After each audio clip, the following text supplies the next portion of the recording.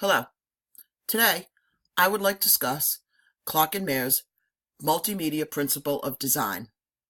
They discuss how using words and graphics, rather than words alone, is more supportive for the learner.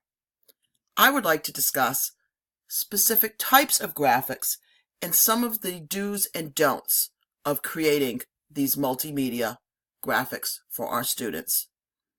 So I would like to show you how to select graphics that support learning.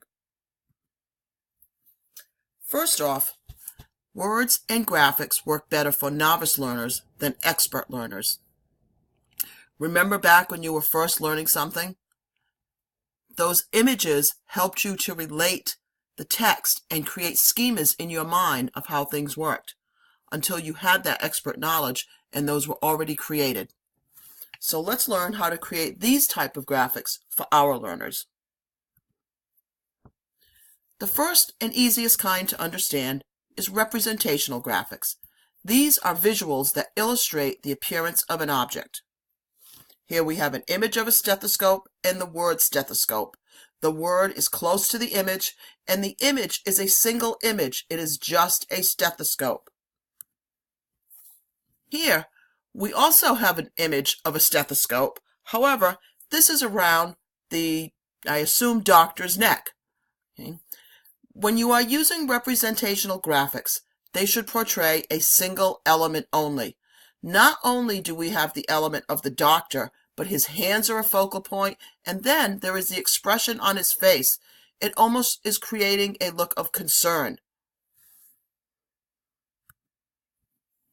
When we use organizational graphics, these can add qualitative relationships between content. So we were looking at the stethoscope and we were listening to the blood in the body. And here we have a chart of the blood and how it flows through the heart. This is an example of an organizational graphic. Beware of decorative elements. These can overwhelm and take away from the content. It may be cute to add little duckies or Christmas tree wreaths around the holidays. However, these do not promote student learning. Steer away from them. Relational graphics portray a quantitative relationship among two or more elements, and these can easily be created with charts. These are a graphic way to show blood pressure and how it rises as we get older. Beware of color. Color can be our friend. It can add a focal point to a design, and it can also confuse the learner by overuse. If you are creating an online resource, for instance, and all of your deliverables, assignments, graded assessments are red, that is great. The student can look at those and understand that every time they see something red, they know they're going to be graded and it's something they have to turn in.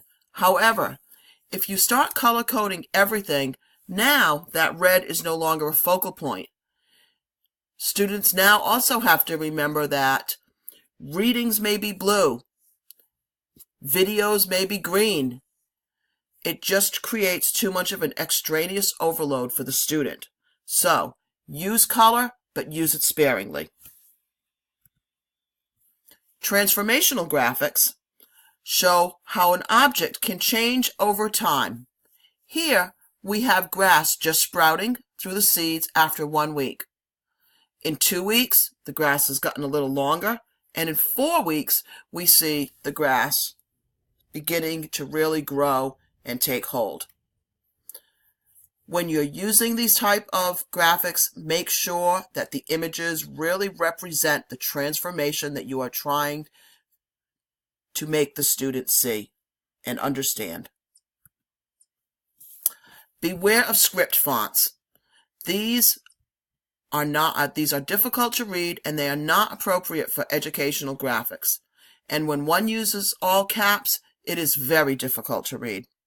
So beware of fonts.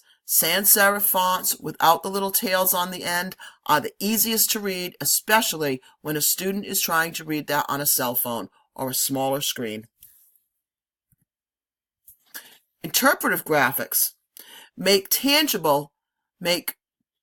intangible phenomenon visible and concrete, such as this image of DNA. We cannot visualize this, therefore it is hard to create a schema about it, because we cannot see DNA just through our eyes.